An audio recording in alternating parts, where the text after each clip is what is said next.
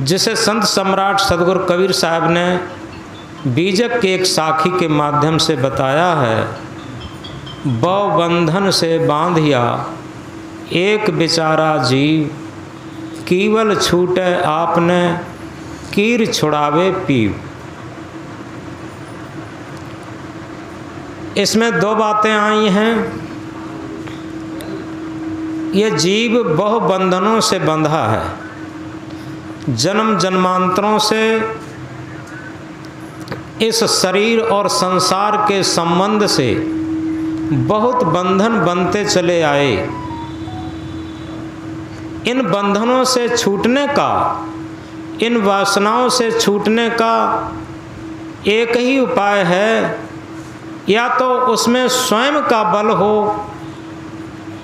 कोई तीव्र संस्कार इतना बलशाली हो कि वो स्वयं जाग जाए, या कीर छुड़ावे पीव, या तो सद्गुरु ही अपने आत्मज्ञान के बल से उसके बंधनों को छुड़ा सकते। अब इसमें समझना यह है कि बाहर से सद्गुरु कितना भी उपदेश करें, अगर हम स्वयं अपना बल प्रयोग नहीं करेंगे तो बंधन से नहीं छूट पाएंगे। जिस तरीके से कोई विद्यार्थी पढ़ना न चाहे और अध्यापक बहुत इंटेलिजेंट हों, बहुत तत्परता पूर्वक पढ़ाने का प्रयास करें, लेकिन विद्यार्थी स्वयं पढ़ना न चाहता हो तो बेचारे अध्यापक कैसे पढ़ा पाएंगे। इसी तरीके से एक भक्त, एक साधक, एक जिज्ञासु अगर स्वयं उन बंधनों को न छोड़ना पाए तो कोई भी सद्गुरु जबरदस्ती उससे नहीं छुड़ा सकते। इसलिए अपना बल बहुत जरूरी है। हम परिवार, समाज और पोथियों से ज्ञान प्राप्त करके अपने को ज्ञानी मान लेते हैं। इसमें हमारे अंदर एक अहंकार आ जाता, लेकिन कभी विचार करके देखा हमारे अंदर जो चेतन सत्ता है, जो आत्म सत्ता है, जो सत्य सत्ता है, जिसके रहने पर ये जीवन चलता है और न रहने पर ये जीवन ही नहीं चलता, वो चेतन सत्ता, वो सत्य सत्ता, वो आत्म सत्ता, वो ज्ञान स्वरूप ही है। कभी कभी उस आत्म सत्ता से ज्ञान स्वयं प्रस्फुटित होता, उसे विवेक ज्ञान कहते, उसी को आत्मज्ञान कहते, उसी को सेल्फ नॉलेज कहते। क्या हम कभी विचार करके देख पाए अपने जीवन में जब जब विवेक ज्ञान उदय होता है तो उस विवेक ज्ञान का क्या हम आदर करना जानते हैं? अगर उस विवेक ज्ञान का आदर करना सीख जाएं तो निश्चित है उसी दिन से हमारे जीवन में जागृति का एक ऐसा तूफान आ जाएगा जो पिछले संस्कार सब उखड़ना शुरू हो जाएंगे, पिछले संस्कार सब धूमिल होना शुरू हो जाएंगे। अगर हमारा जीवन वर्तमान के स्वयं के विवेक पर जागृत होना शुरू हो जाए तो। लेकिन हम अपने विवेक का सदुपयोग कभी नहीं करते। उसमें कारण होता है कि हमारे अंदर इतना अहंकार रहता है कि हम तमाम पोथियों के ज्ञान और दूसरे से उधार लिए हुए ज्ञान का हमें इतना बड़ा अभिमान रहता, अहंकार रहता कि विवेक ज्ञान प्रस्फुटित नहीं हो पाता। यथार्थ में अगर सही तरीके से हम ध्यान देकर इस बात को समझें, ये 5 वर्ष का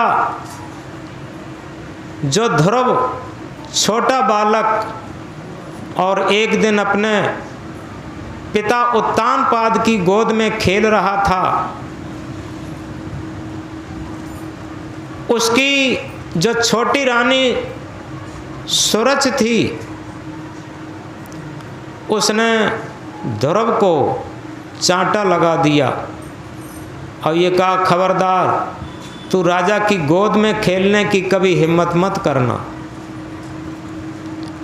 अब यहाँ पर कोई शास्त्र नहीं पढ़ा गया, यहाँ पर कोई पोथी नहीं पढ़ी गई, यहाँ कोई मत मजहब की बात नहीं हुई। क्या हुआ? ध्रुव के अंदर स्वयं का विवेक जगा। जब सारी प्रतिकूलता भरा चांटा लगा, उसके अंदर से विवेक जगा। उसने अपनी माँ सुनीति से पूछा, माँ एक बात बताओ, राजा की गोद से और राजा की गद्दी से कोई बड़ी चीज़ है? तो माँ ने कहा, हाँ बेटा, जो आत्म परमात्मा की स्थिति है वो राजा की गोद और राजा की गद्दी से बहुत बड़ी चीज़ है। अब ये स्वयं विवेक का उसने आदर किया और वो तपस्या करने में लग जाता है, अपना भजन साधना करने में लग जाता है। इसी तरीके से आप देखते हैं सिद्धार्थ भी 28-29 वर्ष की भरी जवानी में और एक वृद्ध को देख करके, जर्जर अवस्था को देख करके, एक मृतक को देख करके उनके अंदर विवेक जगा और उनको ये लगा कि ये सारा संसार दुख से भरा हुआ है। उनके अंदर विवेक जगा, आखिर इतना बड़ा दुख और इससे दुख से निवृत्ति का साधन भी तो कोई होगा। दुख और दुख से निवृत्ति साधन के लिए वो निकल पड़े अपने विवेक का सदुपयोग करने के लिए। और इसी तरीके से सदगुरु कबीर साहब बचपन में अपनी माँ से पूछते हैं कि माँ, ये मस्जिद में लोग चिल्लाते हैं, ये रोज़ रोज़ सुबह सुबह क्यों चिल्लाते? तो माँ ने बताया कि बेटा, ये अपनी खुदा की इबादत करते हैं। 5 वर्ष का बालक कबीर पूछ रहे हैं, माँ क्या खुदा मस्जिद में रहता? माँ कहती है, बेटा नहीं, हम तो समझते हैं सबके दिल में खुदा रहता है। कबीर पूछते हैं, माँ फिर ये मस्जिद में क्यों चिल्लाते? अगर मस्जिद में ही खुदा रहता है तो मस्जिद के बाहर कौन रहता है? माँ कहती है, बेटा मैं इन सारे प्रश्नों का उत्तर नहीं जानती। इसी तरीके से आप देखें, मीरा के जीवन को देखिए, सबरी को जीवन के देखिए, सहजों के जीवन को देखिए। इन्होंने अपनी किशोरावस्था और जवानी में ही अपने अंदर विवेक का सदुपयोग किया।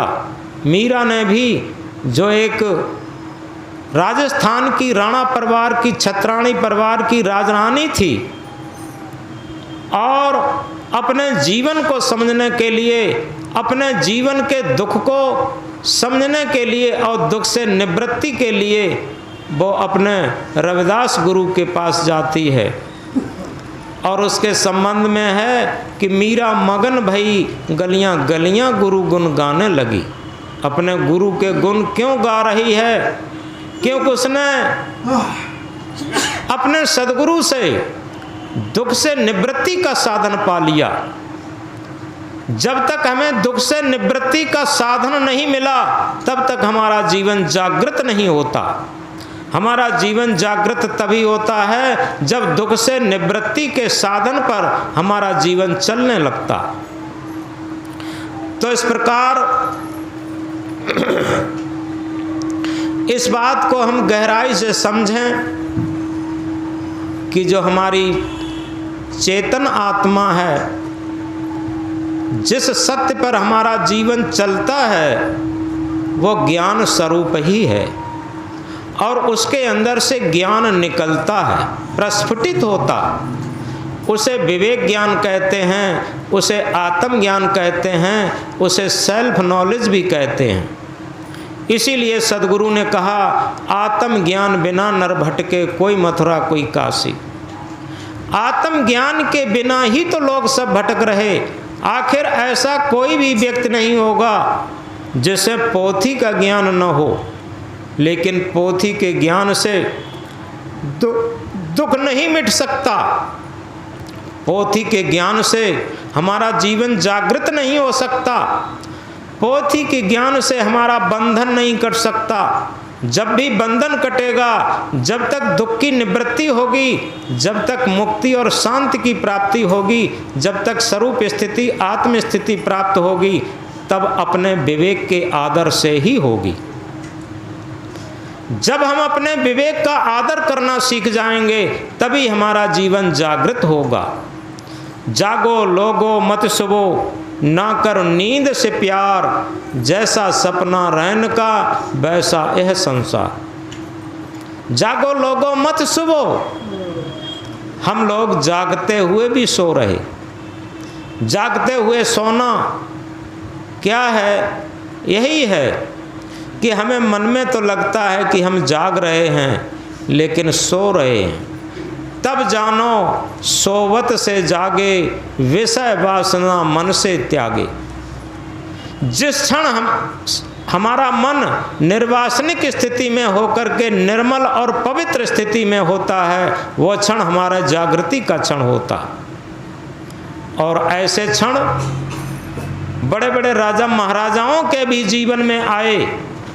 देखो, राजा भर्तहरि का जीवन ऐसा ही जीवन, वहाँ पर कोई पोथी नहीं पड़ी गई।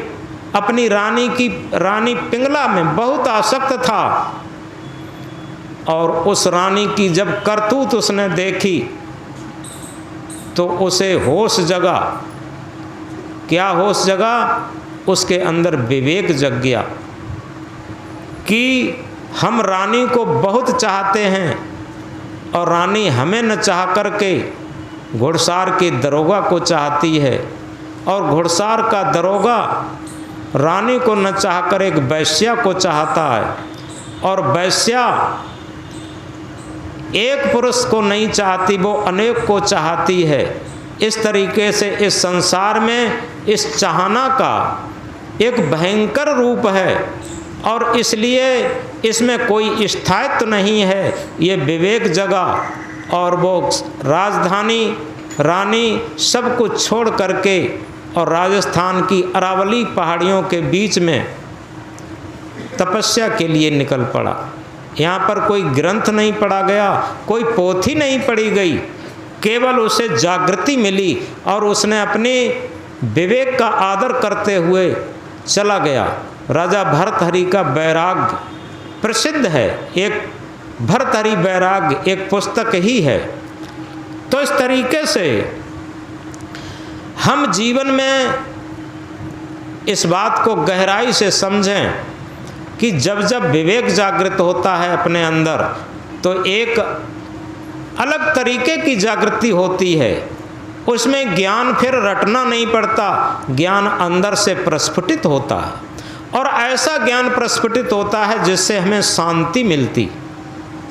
तो कोई इस बात को गहराई से समझेंगे। एक ज्ञान ऐसा भी होता है जिससे हमें अहंकार बढ़ता। जैसे पोथी का ज्ञान हमें बहुत याद हो जाए और लोग कहें कि वाह भाई, आपने बहुत अच्छा ज्ञान सुनाया, आप बहुत ज्ञानी पुरुष हैं, तो अहंकार आ जाएगा। लेकिन एक विवेक ज्ञान होता है, उसमें हमें यही पता नहीं रहता है कि हमें ज्ञान है कि नहीं, कितना ज्ञान है, ये कुछ नहीं पता रहता। लेकिन समय से ज्ञान जागृत हो जाता, और जो समय से ज्ञान जागृत हो जाता वही हमारा सच्चा ज्ञान होता, और वही सच्चा विवेक होता, वही सच्चा आत्मज्ञान होता। उसका अगर हम सदुपयोग करते चलें तो निश्चित है हमारे जीवन में जागृति आ जाएगी। क्योंकि जागृति जब आ जाती है तो हमें पता लगने लगता है कि हमारा मन कितना कलुषित है, हमारा मन कितना गंदा है, हमारा मन कितना लोलुपी है। यह जीवन जागृति की वास्तविक स्थिति है।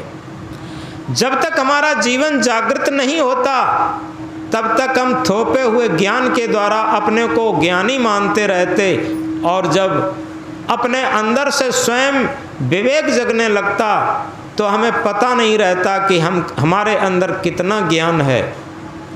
तो इस प्रकार जीवन जागृत एक ऐसी अवस्था है जिसमें जीवन का आध्यात्म पहलू जग जाता। अन्यथा जब तक जीवन में भौतिक पहलू अधिक रहता तब तक आध्यात्म पहलू सोता रहता। आप अपने जीवन में इसका प्रैक्टिकल करते होंगे।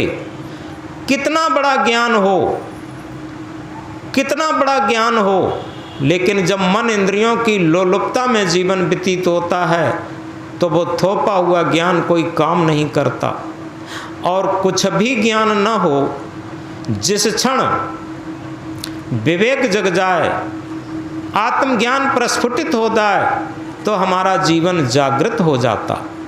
और ऐसे ही आज हम जिन महापुरुषों को याद करते हैं, जिन महापुरुषों के जीवनियाँ पढ़ते हैं, जिन्हें आदर्श मानते हैं, जिन भक्त पुरुषों को आदर्श मानते हैं, उनके जीवन को देखिए, उनके जीवन में एक जागृति आई।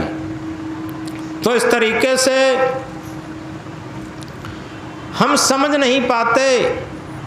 जागृत होना अलग चीज़ है और धर्म के नाम पर, मजहब के नाम पर एक आडंबर में फंसे रहना अलग चीज़ होती है। एक जगह एक ट्रेन जा रही थी। ट्रेन जा रही थी और ट्रेन के एक कंपार्टमेंट में एक भिक्षुक घुस जाता है। भिक्षुक घुस जाता है, उसमें पढ़े लिखे लोग थे और ज्ञानी लोग मालूम पड़ते थे, ज्ञान की चर्चा कर रहे थे। भिक्षुक ने सोचा ये लोग मुझे कुछ ज़रूर दे देंगे। उसने कहा भाई कुछ मुझे खाने के लिए भी कुछ चाहिए, हमें कुछ दे दो। तो उन्होंने कहा जाओ जाओ, यहाँ तुम्हारी दाल नहीं गलेगी। उसने कहा आगे ट्रेन गंगा का पुल पार करने वाली थी, गंगा का पुल आने वाला था। तो उसने कहा कि देखो भाई गंगा मैया आ रही हैं, गंगा मैया के नाम पर मुझे कुछ दे दो। उन्होंने कहा कि बस एक ही बात समझो, यहाँ तुम्हारी दाल नहीं गलेगी। चुपचाप वो खड़ा रहा। तब तक क्या होता है कि गंगा का पुल आ जाता है और पुल से गाड़ी क्रॉस होने लगती है। उन्हीं वही लोग जो कहते थे तुम्हारी दाल नहीं गलेगी थी, वही अपने जेब से एक एक रुपया निकाल करके और गंगा मैया की जय करके गंगा मैया में रुपया डालने लगे। अब वहाँ एक आदमी बैठा था। उसने कहा एक बात बताओ, आप लोग बड़ी बड़ी ज्ञान की बातें करते हो, और वो भिक्षुक ने बेचारे ने मांगा तब कहते थे तुम्हारी दाल नहीं गलेगी, और ये तुम लोगों ने एक एक सिक्का एक एक रुपया का निकाला और निकाल करके गंगा मैया की जय लगा करके गंगा में डाल दिया। ये न तुम्हारा रहा न भिक्षुक का रहा और अब किसी का नहीं रहा, क्योंकि ये हमेशा हमेशा के लिए मुद्रा लुप्त हो गई। ये रुपया हमेशा के लिए ख़त्म हो गया।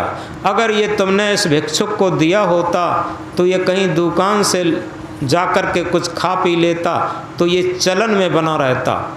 अब बताओ ये तुम्हारा कौन सा धर्म रहा जो तुमने सिक्के को ही ख़त्म कर दिया। गंगा क्या जानती थी ये पैसा तुम्हारा लेना। तुम जीते जी किसी प्राणी को पानी न पिला सके, भूखे को भोजन न खिला सके, और उस गंगा में रुपया डाल दिया, गंगा तुम्हारे रुपए का क्या महत्व समझेगी। तो उन लोगों की आंखें खुली कि वास्तव में बात तो सही है। तो इस तरीके से केवल लिखी लिखाई बात, कही सुनी बात को हम मानते रहते हैं और ये नहीं समझ पाते हैं आखिर जिसे हम धर्म कहते हैं, जिसे हम भक्ति कहते हैं, जिसे हम ज्ञान कहते हैं, वो क्या होता। इसी तरीके की एक और बात है। एक जगह 4-5 लोग बैठे हुए थे और वहाँ पर एक छोटा सा धार्मिक स्थल बना था, उसी में एक बोर्ड लगा था अंदर, उन्हें मत सराहो जिन्होंने बेईमानी से, रिश्वत से, झूठ छल कपट से कमाई की हो, उन्हें मत सराहो, ये लिखा था एक बोर्ड पर। और वहीं वो लोग बैठे थे। एक बाहर से आदमी जाता है, उन लोगों के पास थोड़ी देर बैठता है। वो लोग आपस में बात कर रहे थे कि भाई देखो, हम लोगों को बहुत दिन हो गए और गुरुजी ने एक आर्डर दिया था कि यहाँ पर एक भव्य मंदिर बनना चाहिए, बहुत अच्छा मंदिर बनना चाहिए। हम लोग इस मंदिर के मुख्य कार्यकर्ता हैं और हम 4-5 लोगों की जिम्मेदारी है और अभी तक कोई काम नहीं हो पाया है।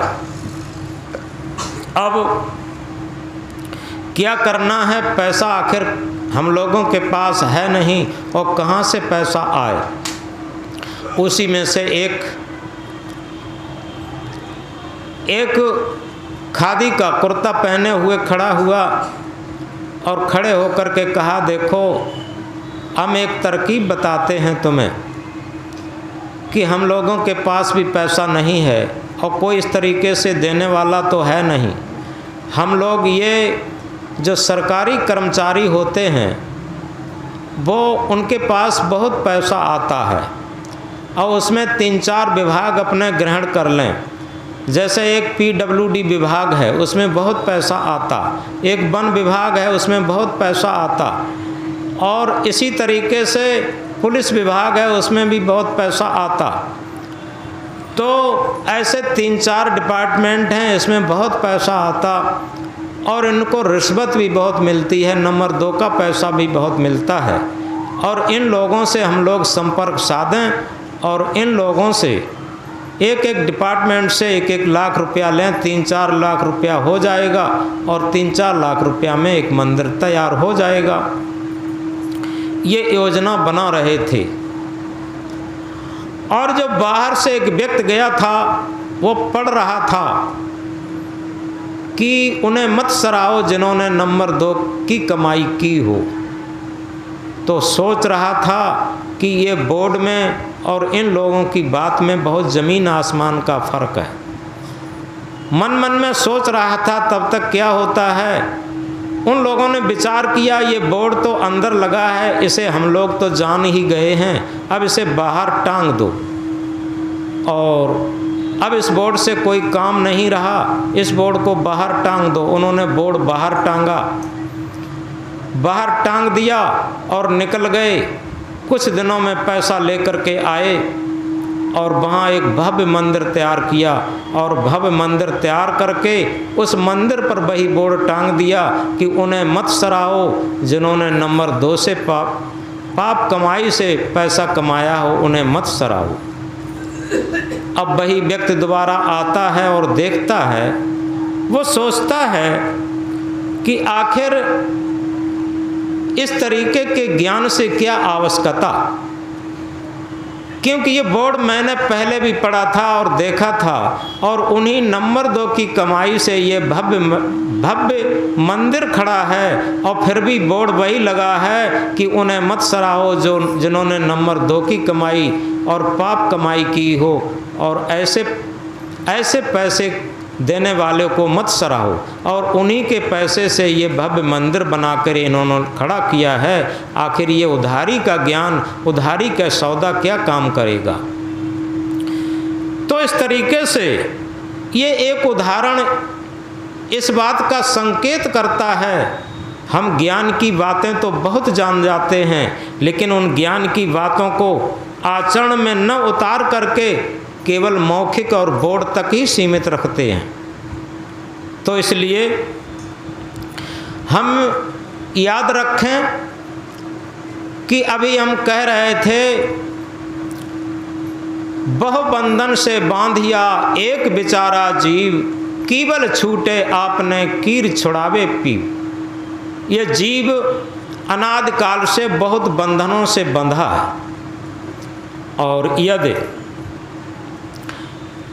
दो ही बातें हैं, या तो इसके अंदर स्वयं बल हो, जिसे आत्म बल कहते, जिसे विवेक बल कहते, और या ये सद्गुरु की शिक्षा पर, सद्गुरु के सूत्रों पर, सद्गुरु के दिशा निर्देशन पर काम करना शुरू कर दे, तो निश्चित है इसके अंदर विवेक जग सकता। या तो स्वयं विवेक जग गया हो और या सद्गुरु के सूत्रों पर, सद्गुरु के निर्देश पर चलना शुरू कर दे, तो इसके अंदर विवेक जग सकता, आत्मज्ञान जग सकता। दो ही चीज़ें हैं, और ये दोनों चीज़ों में से एक भी चीज़ नहीं अपनाता। केवल पोथी का ज्ञान, जिसे सद्गुरु ने कहा है, पोथी पढ़ पढ़ जग मुआ, पंडित भया न कोय, ढाई आकर प्रेम का पढ़े सो पंडित होए। पोथी पढ़ पढ़ के संसार मर गया, लेकिन जो सत्यत्व का पांडित्य था वो न मिल पाया। तो इस प्रकार जब तक हम अपने विवेक का आदर नहीं करते, ऐसा नहीं है सबके अंदर विवेक होता, कोई नहीं है। सब घट तेरा साइयाँ सूनी सेज न कोय, बलिहारी घट तास की जागट प्रगट होए। सभी घट के अंदर वो सत्य, वो आत्म परमात्मा विराजमान है, कोई भी घट सूना नहीं है, लेकिन उसी घट की बलिहारी है जिस घट से प्रकट हो जाए। प्रकट का अर्थ यही है कि उस आत्मा के ज्ञान का, विवेक का सदुपयोग करना सीख जाएं, उसके अनुसार चलना सीख जाएं। और जब उसके अनुसार चलना सीख जाते तो हमारे मन की स्थिति का पता लगता रहता। वैसे तो क्या होता, यथार्थ में हमारा मन इतना चालाक रहता कि ये मन कभी भी अपनी गलती नहीं आने देता। और सच बात ये है, ये दोनों तरफ चलाता। ये भक्ति मार्ग की तरफ भी ले जाता और संसार की तरफ भी ले जाता। ये मन की बहुत बड़ी विशेषता भी है अगर इसका सदुपयोग किया जाए। क्योंकि एक महामंत्र में कहा है, ज्ञान कुंभ बांधा जल रहे, जल बिन कुंभ न होए, ज्ञान बांधा मन रहे, मन बिन ज्ञान न होए। किसी घड़े में पानी को बांधा जा सकता, लेकिन एक बात याद रखने की है, बिना पानी के घड़ा भी बन नहीं सकता। सूखी मिट्टी से घड़ा कभी नहीं बन सकता। यानी कुंभ बांधा जल रहे, घड़े में पानी को बांध सकते, लेकिन जल बिन कुंभ न होए, पानी के बिना घड़ा बन नहीं सकता। इसी तरीके से ज्ञान बांधा मन रहे, मन बिन ज्ञान न होए। ज्ञान से मन को बांधा जा सकता। सदगुरु कबीर साहब ने कहा, मन तब लग उड़े विषय वासना माय, ज्ञान बाज की झपट में जब लग आवे ना। मन तभी तक दुर्वासनाओं में, वासनाओं में, बंधनों में जकड़ता है जब तक ज्ञानबाज की झपट में नहीं आता। तो मन के बिना ज्ञान भी नहीं हो सकता और ज्ञान से ही मन को बांधा भी जा सकता। दोनों चीजें हैं। तो इस तरीके से अगर ज्ञान से मन को बांधने का तरीका यही है, हमारे विवेक ज्ञान के अनुसार मन काम करना शुरू कर दे, तो समझो ज्ञान से मन बांधा हुआ हो गया। और मन के अंदर ज्ञान, अगर पोथी का ज्ञान मन को लाद दिया गया तो मन में अहंकार आ जाएगा और ये लगेगा कि हम बहुत ज्ञानी हो गए। यथार्थ में जिसे लगने लगा कि हम बहुत ज्ञानी हैं, हमारा बहुत बड़ा पद है, हम बहुत कुछ जानते हैं, समझो उसके कोई भी संस्कार नहीं बदलेंगे, उसे कोई भी जागृति नहीं आ सकती, उसे कोई भी विवेक नहीं हो सकता। जो आदमी ये समझता हो कि हम कुछ नहीं जानते, उसके अंदर विवेक जग सकता। आप जहाँ भी देखें, बहुत कम ज्ञानी लोग बहुत ऊंचे ज्ञानी हो गए, और जिन्हें ज्ञान का बहुत बड़ा अहंकार था, वो लोग पतन के मार्ग में चले गए। तो इसलिए सदगुरु कबीर साहब इसी प्रकार समझा करके कहते हैं, कबीर हम सबसे बुरे, हम ते भल सब कोय, जिन ऐसा कर जानिया मीत हमारा सोए। कबीर हम सबसे बुरे, यानी सदगुरु कबीर देव इंकलाब करके कहते हैं, जिनके मन में ये भाव आ जाए, क्योंकि मन में भाव उन्हीं का आता है जिन्हें विवेक जग जाता, उन्हीं को लगता है कि हमारा मन बहुत कलुषित है, हमारा मन बहुत गंदा है, हमारा मन बहुत लोलुपी है। और जिन्हें विवेक नहीं जगा, उन्हें तो क्या लगता है कि हम बहुत ज्ञानी हैं, हम बहुत योग्य हैं, हम बहुत परमार्थ करते हैं। यथार्थ में अगर सही बात पूछी जाए, कोई एक पैसा दान न करे, कोई बात नहीं, लेकिन किसी दान करने के बाद उसका अहंकार न जगे। जिसे अहंकार जग गया कि हमने ये दान किया, ये पुण्य किया, उसका कोई भी दान नहीं। और जिसे लगता है कि हमने कुछ नहीं कर पाया, यथार्थ में वो बहुत थोड़ा करता है, उसका बहुत कुछ हो जाता। और इसी तरीके से साधना के क्षेत्र में जो अपने को बहुत ज्ञानी मान लेते, उनकी सारी साधना निष्फल हो जाती। और जो मानते हैं कि अभी हमने कुछ नहीं कर पाया, एक ऐसे ही गुरु शिष्य की बात है। शिष्य ने कहा कि गुरुदेव, अब तो हम बहुत आत्म साक्षात्कार करने लगे, हमें तो आत्म साक्षात्कार खूब होता है, हम तो बहुत ऊंची स्थिति पर पहुंच गए। गुरुजी ने कहा, ठीक है बेटा, आपको धन्यवाद है, और हम तो अभी कुछ साधना शुरू किए हैं प्राइमरी क्लास की, अभी तो हमें कुछ नहीं हो पाता है, साधना शुरू कर रहे हैं अभी। और जहाँ जब गुरुदेव ने ऐसी बात कही तो शिष्य शर्मिंदा हो गया और उनके चरणों में गिर गया। तो गुरुजी ने समझाया कि बेटा, सबसे बड़ा ये अहंकार ही हमारा साधना का दुश्मन है। जिसने भक्ति क्षेत्र में, साधना क्षेत्र में अहंकार किया, वो गया। इसीलिए सदगुरु ने कहा, जहाँ ग्राहक ता हों नहीं, हाँ ता ग्राहक नाय, प्रेम गलीयत सा करी, ता में द्वय न समाए।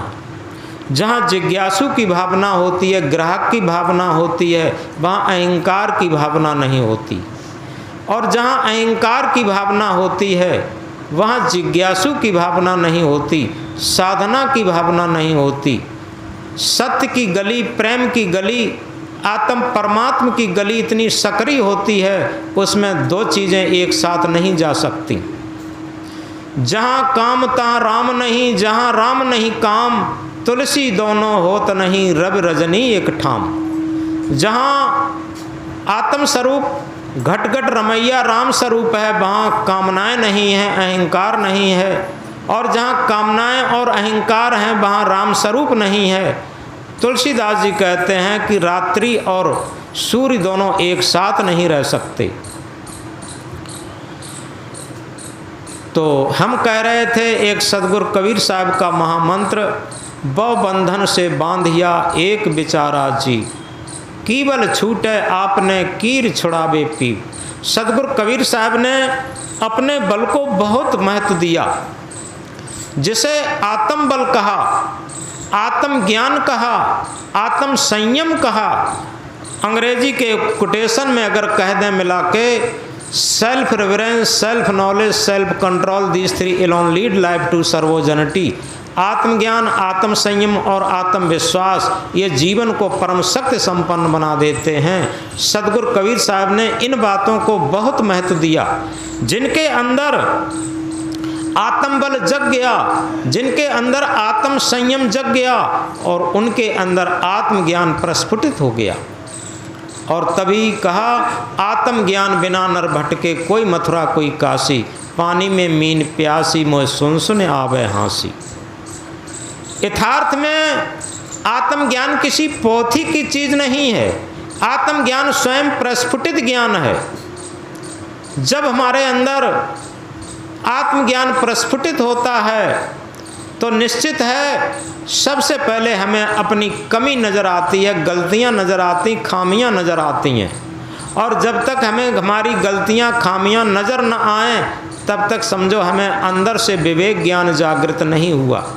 जिस तरीके से किसी अंधेरे कमरे को प्रकाशित करने के लिए हम सारी पोथियों का बंडल वहाँ रख दें, कोई भी पोथी हो, कोई भी पुस्तकें हों, अंधेरे कमरे में पोथियाँ रख दें, लेकिन अंधेरा कमरा प्रकाशित नहीं हो सकता। अंधेरे कमरे में सूर्य का चित्र, दीपक का चित्र बना के रख दें तो अंधेरा कमरा प्रकाशित नहीं हो सकता। और भले ही मिट्टी का दीपक हो, ओरिजिनल प्रज्वलित दीपक हो, तो अंधेरा कमरा प्रकाशित हो जाएगा। इसी तरीके से हमारे अंतःकरण में जो जन्म जन्मांतर से अज्ञान का अंधेरा भरा है, वासनाओं का अंधेरा भरा है, उसे हटाने के लिए हम लाखों पोथियां रट लें तब भी वो अंतःकरण का अंधेरा मिट नहीं सकता। और चाहे बाहर से कितनी भी औपचारिकताएं पूजा पाठ की कर लें, लेकिन अंधेरा नहीं मिट सकता। एक ही उपाय है, वो स्वयं प्रस्फुटित दीपक, जिसे सेल्फ नॉलेज कहा, जिसे विवेक ज्ञान कहा, जिसे आत्म ज्ञान कहा, उसके प्रस्फुटित होते ही हमारे अज्ञान का अंधेरा त्रोहित हो जाएगा, भाग जाएगा और फिर ठहर नहीं सकता। तो इसलिए आज के संदर्भ में सबसे बड़ी बात यह है कि हम कभी एकांत में बैठ करके अपने अंदर विवेक ज्ञान जो जागृत होता है कभी कभी उसका आदर करना शुरू कर दें। ये बहुत ऊंची चीज़ है और सबके अंदर आता, चाहे वो एक अक्षर पढ़ा लिखा भी ना हो तब भी आएगा। ऐसा नहीं है किसी पढ़े लिखे के अंदर आता है। ये बात पिछली बार मैंने बताई थी। बहुत ज़्यादा जो पढ़े लिखे लोग होते हैं उनके अंदर क्लेवरनेस यानी चालाकी आ जाती है, और चालाक व्यक्ति के अंदर कभी भी विवेक नहीं जगता। विवेक जब भी जगेगा सरल आदमी के, सहज आदमी के अंदर जगेगा, जो बिल्कुल सरल और सहज होगा। जो चालाकी, आध्यात्म क्षेत्र में चालाकी नहीं चलती। भौतिक क्षेत्र में तो लोग चालाकी खूब चलाते हैं, लेकिन आध्यात्म क्षेत्र चालाकी का नहीं है।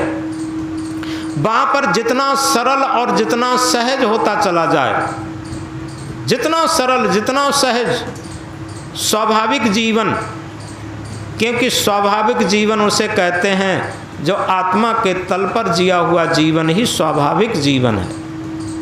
तभी कहा है आत्मा के साथ साथ मन कर ले, धीरे धीरे धीरे धीरे मुक्ति का जतन कर ले। क्या कभी विचार करके भी देखा हम मन के साथ चल रहे हैं या हमारा मन आत्मा के साथ चल रहा है? ये दोनों पर हम विचार करें। मन के साथ जो चलते हैं वो क्या कहते हैं, देखो भाई हम स्वतंत्र आदमी हैं, हम स्वतंत्र आदमी हैं और अपने मन के अनुसार हम काम करते हैं। सुनते दुनिया की हैं लेकिन हम करते अपने मन के अनुसार हैं। वो समझो अपनी मन की गुलामी में जीवन जी रहे। याद रखें, जो संत सदगुरु के परतंत्रता में रहना चाहता, उसकी स्वतंत्रता हो जाती, और जो मन की परतंत्रता में रहना चाहता, अपने मन की गुलामी में रहना चाहता, उसका जीवन परतंत्र हो जाता। क्योंकि गुलामी तो करनी पड़ेगी, परतंत्र तो रहना पड़ेगा। चाहे अच्छे विचारों की परतंत्रता में जीवन व्यतीत करें, चाहे अच्छे संत पुरुषों की परतंत्रता में जीवन व्यतीत करें, चाहे गलत लोगों की परतंत्रता में जीवन व्यतीत करें, जीवन परतंत्रता में व्यतीत करना पड़ेगा। लेकिन एक परतंत्रता स्वतंत्रता की तरफ जाती है और एक परतंत्रता बंधन की तरफ जाती है। ये अपने आप और सहज स्वाभाविक है। तो जितने अच्छे लोग हैं, विचारवान लोग हैं, सत्संगी लोग हैं, वो सब अच्छे पुरुषों की परतंत्रता स्वीकार करते हैं। संत पुरुषों की, संत सद्गुरुओं की परतंत्रता स्वीकार करते हैं, क्योंकि उसमें स्वतंत्रता छिपी हुई है। तो इसीलिए कहा कि परतंत्रता में स्वतंत्रता और स्वतंत्रता में परतंत्रता है। एक कहानी एक दिन मैंने सुनाई थी, इसी कहानी के बाद बंद कर देंगे। एक पहाड़ों पर एक व्यक्ति घूमने जाता है और पहाड़ों के बीच में एक मंदिर था। वहाँ एक धर्मशाला बनी थी और धर्मशाला में एक पिंजड़ा टंगा था। पिंजड़े में एक तोता था। वहाँ कोई व्यक्ति नहीं था, पुजारी चला गया था। तोता रट रहा था स्वतंत्रता स्वतंत्रता स्वतंत्रता।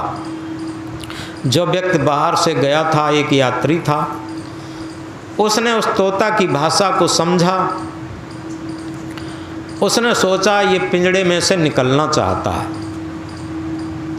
धीरे से उसने खिड़की खोली और एक दीवार पर बैठ गया।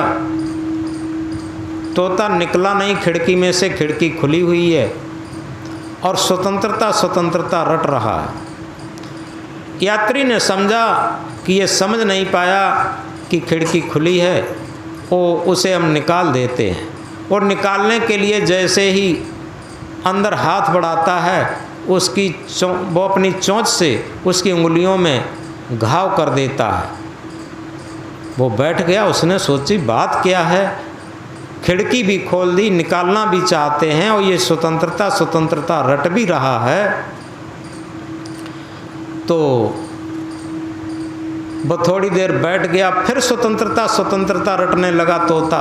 उसने एक बार हिम्मत करके हाथ को अंदर करके तोते को पकड़ करके बाहर निकाल दिया और बाहर तोता बैठ गया। और बैठने के बाद फुर से उड़ा, उसी पिंजड़े में जा कर के बैठ गया और बैठने के बाद फिर स्वतंत्रता स्वतंत्रता रटने लगा। तब तक पुजारी आ जाता है। पुजारी ने स्थिति देखी, कहा कि भैया क्या बात है। उसने कहा पुजारी जी क्या बताएं, हम आए थे, हम नए आदमी हैं। ये तोता स्वतंत्रता स्वतंत्रता रट रहा था। हमने सोचा कि ये बाहर निकलना चाहता, हमने खिड़की खोल दी, ये निकला नहीं। इसके बाद मैंने निकालना चाहा तो मेरी उंगलियों में इसने घाव कर दिया चोंच से। मैंने ज़बरदस्ती इसे निकाल के बाहर कर दिया और ये फुर से उड़ा, पिंजड़े में बैठ गया और बैठने के बाद फिर स्वतंत्रता स्वतंत्रता रटने लगा। बात समझ में नहीं आती।